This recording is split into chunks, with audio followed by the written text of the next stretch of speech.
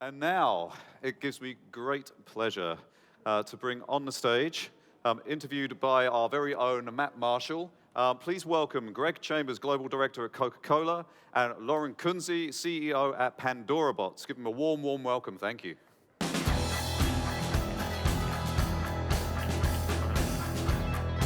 Thanks, Stuart.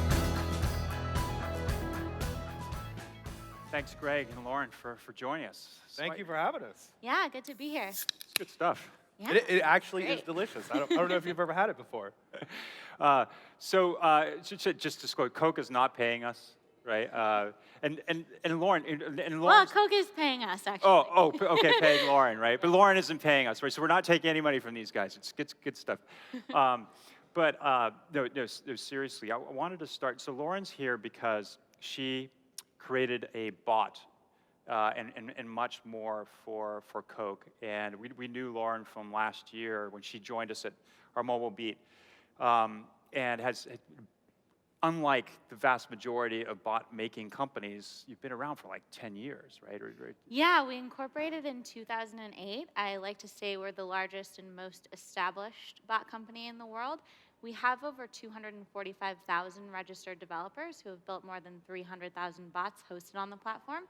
And we also help some of the best brands in the world, like this one, build chatbot applications. Right.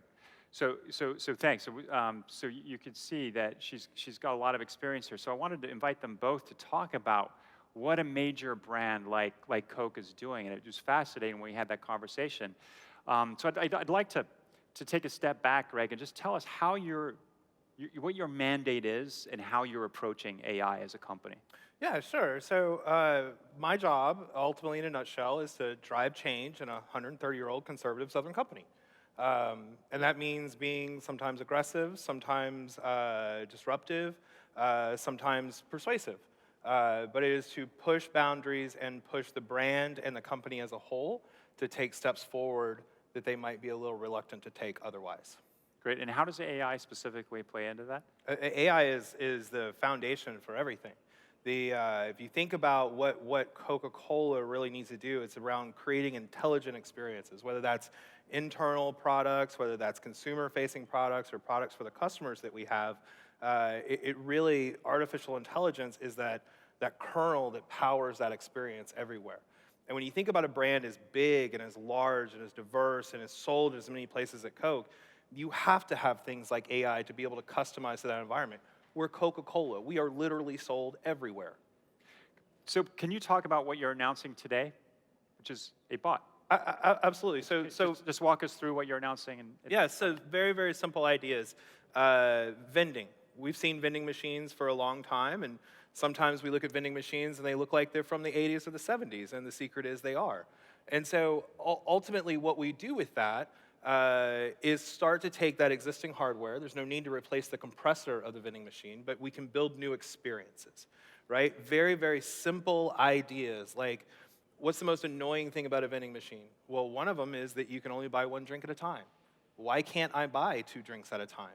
And so through the bot interface and through mobile and using artificial intelligence, we can do very, very simple things like being able to serve 2 drinks at a time out of a vending machine and being able to take one of those and send to your friend on Facebook that they can vend out of whatever vending machine that they want.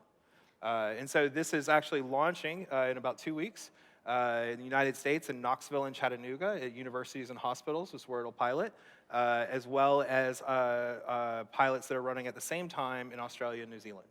So these are brand new vending machines as well as the bot interface with. It's a brand new circuitry for the vending machine. We did not replace any of the refrigeration components of it, the mechanical functions, but all new circuit boards built from the ground up. I was unaware that people still built circuit boards from the ground up anymore, but in Masterton, New Zealand, they do. So Lauren, can you talk about the bot, how it's different, how it may be cutting new ground? Yeah, definitely. So I think James Quincy has this great quote about Coca-Cola and pushing forward into the future, which is we want to put everybody within a click of a Coke. And we have that goal with this project and others, which is allowing people to summon a Coke from their mobile phone. And by creating a persistent two-way open communication channel, using a bot as the conversational interface, we can collect data like we've never seen before.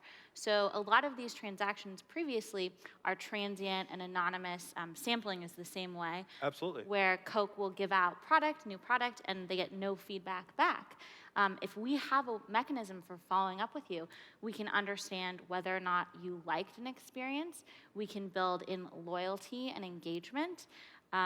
We can track what you've purchased, and we can start targeting offers and making them more personalized to you. And what we see in our work with other brands is the more an offer is personalized, we see higher click-through rates and redemptions. We've seen Pandora bots at work already before you came up here, right? Because there was the Mitsuku demonstration from Yes, your that was partners, great. right? Yeah, So can you she's talk a face little bit now. about personality? To what extent there's personality built in some of that other stuff that they were showing? Or is it really just the communication and data here?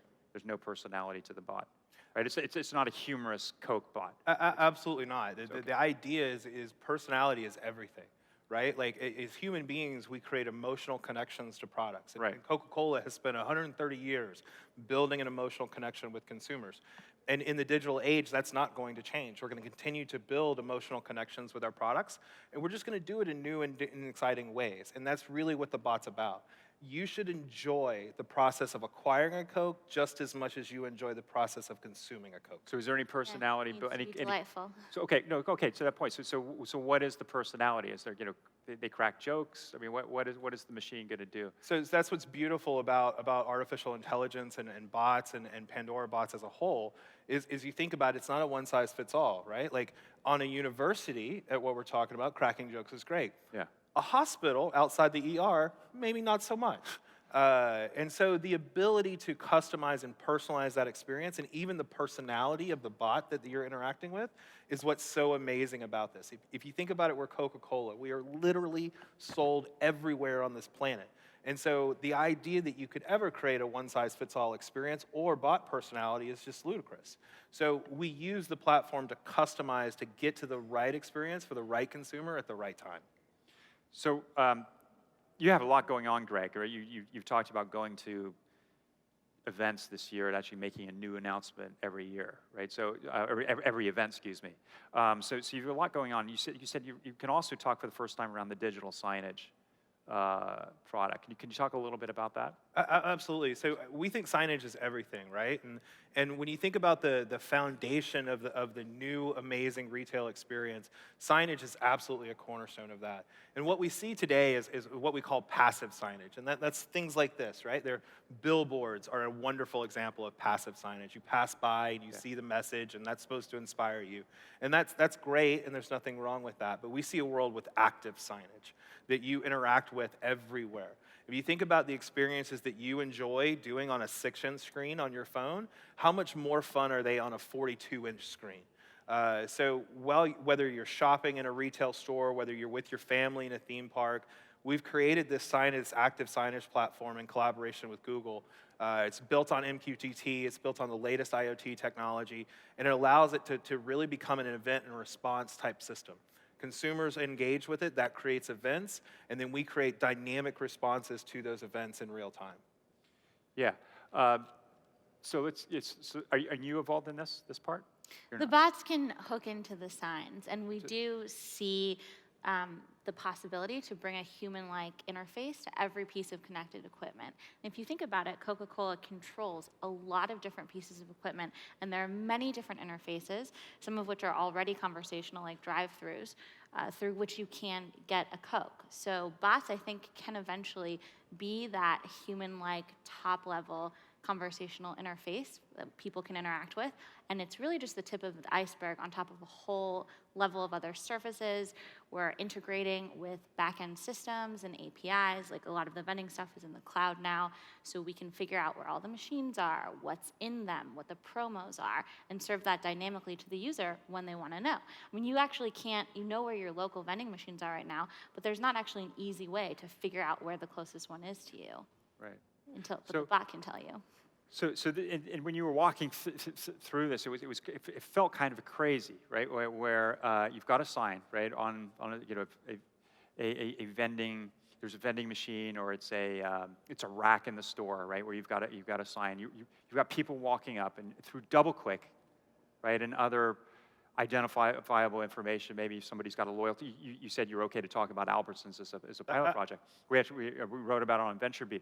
But you're literally collecting this information, metadata about that person, even looking at how their gait. Do they walk fast or slow? How old they are? So you're kind of defining who I am, and then serving an ad based on what I look like. So that can be kind of scary for a white boomer, right? Or maybe less scary for others. But what does Alberts think of that, and what's the feedback been? Can you talk a little bit about that? So I think, there's a lot of fear-mongering around brands and around data and privacy and everything else. Yeah. And at the end of the day, you think about the things that really you get upset about. Like, how useful is your name in marketing? Like, I have never seen a marketing campaign that got better because they knew my name was Greg, right? So even the idea of demographics that we've held on to in marketing for so long have been because we could visually identify people, right? Well, now we live in a much more technologically advanced world. We have IoT, we have all mobile, we have all these technologies, and there are much more useful factors about someone than where their parents came from 3 generations ago to be able to understand who they are. So we actually look at a world not in a world of demographics and saying that this person is white and this person is Hispanic and that's how we're going to market to them, but looking at sensitivities that someone has. And sensitivities can change from moment to moment, right? Sometimes it's 6 o'clock, dinner's at 6:30, my kid's really upset and hungry, and I'm at the grocery store.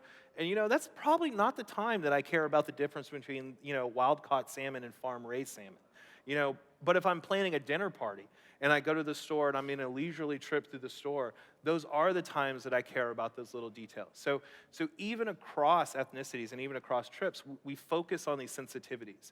And we look at sensors and we look at AI to help us identify those. So the example you gave, the gait, right? When I'm hurried and I'm walking through the store, I definitely have a distinct rate of speed by which I walk by. I definitely typically avoid the center store. I stay on the outside of it. All of these factors are so much more useful in understanding how to tailor an experience than anything that people get upset about privacy-wise. The year you were born, your name, your address, any of that personal identifiable information that people typically get upset about and put their tinfoil hat on about is not actually as useful as what's happening to you right there in that moment. And that's the beauty of IoT and that's the beauty of AI is we can actually get to a place where brands, retailers get the kind of information to drive the experience that we're expecting as consumers without the things that keep us up at night, like knowing my phone number or knowing my email address. And I'm sure everyone here is kind of the same as I am. Like, as soon as that box pops up that says, enter your email here to go forward, like, yeah, I don't really need that bad. But if I can tailor experiences directly to me and be sensitive to the things that I'm sensitive to, that's a great experience for everybody. Yeah. So one of the challenges we've had at VentureBeat when we were planning for this event is when we're reaching out to brands, we're trying to encourage them to talk about the actual ROI that they've gotten. And the feedback is that it's actually really difficult because there's all these variables that come into play when defining what machine learning aspect led to what increase or increase in revenue, decrease in costs. But to the extent possible, can you talk a little bit about what the ROI has been so far, right? The results that prove that this is working. Yeah, absolutely. So you think about like I came from sustainability and energy into marketing like midway through my career. And I started, I was used to, energy savings numbers that were typically double-digit percentages. And when I came to marketing, we always had like single-digit numbers. We're like, hey, we got a 0.5% increase, and isn't that great? And I'm like, no, that sounds awful, actually. Like, so we use these technologies to drive these experiences. And what's really great about Coke is we're an incredibly complex company with a very simple mission about driving that experience. And so being able to focus on that experience, we see natural lift in sales. Lift in sales at some kind can go to double digits just because you're driving a better experience for that consumer. It was a really great talk I went to a couple weeks ago where they talked about Uber, and that the real innovation of Uber was they avoided the awkward 2 minutes at the end of the cab ride while you're paying, right? Yeah. That's one decision, one moment that you're saving for that consumer, and now you have a $1 billion plus company, right? That's exactly what Coca-Cola is about. So whether you're talking about direct lift in sales, which we've seen double-digit increases in, whether you're talking about, actual engagement where we normally, who really engages with stuff at the grocery store at the end of the day, right? But if you make it fun and you drive that experience, we've seen engagement rates in store go from 1-2% to upwards of 60-70% just by driving an experience that consumers want to participate in. Yeah, and just to piggyback on that as a comment on the bot industry and the AI hype and the pushback, although we've been through numerous hype cycles, and this really is a key moment for us in the technology's life cycle. But for us, the only thing that matters when we're working with a brand right now, and I think what the industry needs, is this ROI data. Are you saving the company money, or are you making the company money? Are you driving revenue, or are you cutting costs? So we have a lot of different case studies like that, particularly on customer service and commerce or B2C communication and touch points along the customer journey, where we're actually accomplishing that. And those stories really need to come out more to help the industry as a whole. Yeah, it's great. Now, Lauren, you were telling me backstage that it took you 2 years Yes. to do this deal, right? It takes a long time with a big brand, and I think there's Yes. good chunk of the audience. How many are you of service providers, right, or vendors or tech companies trying to supply products to brands, right? So there's a good number of you, right? Can you talk a little bit about how you met? How did this work, right? Coke takes a while to do diligence on companies. Yeah, absolutely. And so we were putting together an experience. We had this idea. We wanted to humanize our machines, right? And that was the original term that we used for it. We wanted to give all of our equipment a personality so it could conform to the environment that it's in, back to that problem of being everywhere. And so we had played with several big brand technologies to do that kind of stuff. We had played with some, I'll call some shady brand technology stuff that was a little sketchy. Didn't want to show my boss like where that website came from. Not mine. That was not mine. Yeah, and then we found Lauren, and it's like a really great story of being able to partner together, go down the road of our journey of understanding around what we were doing and how we were doing it. And yeah, sometimes that takes time, but that's the beauty of working with a company like Coke. The loyalty that people show to us, we always repay in kind. Yeah, Coke is amazing to work with. And from our perspective, in 2013, we re-architected our platform, and we spent a year plus doing it. We released it in 2014, and then we had this moment, if anybody's ever worked at a small company, and we were a very small team at the time, of, oh no, we just invested all of our money, all of our people, all of our time in this new thing. What if nobody uses it? And so we had this really sad notice up on the site that said, new stuff in alpha, email for access, and it looked really, not as sketchy as maybe some of the early stuff you tried. And then the first email that we got requesting alpha access was Greg Chambers at Coca-Cola. And we just kind of turned on the boombox in the office, and that looks like we made it sound, like rocking out to that. 2 years later, many, many pilots, still a long way to go, but it has been a beautiful relationship, and looking forward to doing more amazing work together. So we've got a couple minutes. So we talked about Signage. We talked about the bots. I think there was a third thing, or there is any other highlights in terms of machine learning, AI-driven activities. One of my favorite things about Lauren's platform is the ability to be able to do so many things with it that it really wasn't intended to do, I don't think, out of the box. So very simple things. We've taken her platform, and we're starting to I call it reversing the polarity through it, and do things like, instead of using the AI models to understand what somebody is saying, being able to take, say, the messaging of a coupon, run it the backwards way through our platform, and generate 50 variants for A/B testing for it. The other thing that we've done with it is we started to look at how do we build emotional connections with users. And that really comes down to interfaces and UX. UX really started as building metal control panels for NASA and things like that. And we took that same concept and that same idea, and we put it onto a screen. I actually started my career building SCADA systems that were, knobs and dials that were on a screen. What we've started to do with Lauren's platform is started to use it to have an actual emotional layer in the user experience. So we can actually pick up sentiment, we can pick up the emotional state of the user, and start to dynamically change how the UX works based off of that. So very simple things like if you're doing a promotion through Coke at say the Coca-Cola race that we sponsor down south where I live. I can do things like pick up the sentiment of the user, and users who are very actively engaged, I can ask for more information. Users that are trying to move quickly, I can ask for less information. It's the same concept and same idea that I talked in the grocery store, but it's around building emotional connections between digital products and that consumer. And there's nothing in the world to be able to do that better than AI. Yeah, it's true. I mean, the type of data that you get from conversational data is so valuable because users can tell you how they want to transact with your brand or the system, but it also allows for this incredibly powerful segmentation and allows you to really attenuate the conversation to them and personalize to them, which yields better ROI, as we know from our tests. Fascinating conversation. We're out of time. I know we could have talked for another half hour, had questions from the audience, but we've got to move on. Thank you very much for joining us, Greg. Yeah, thank you for Lauren, having us. Good job.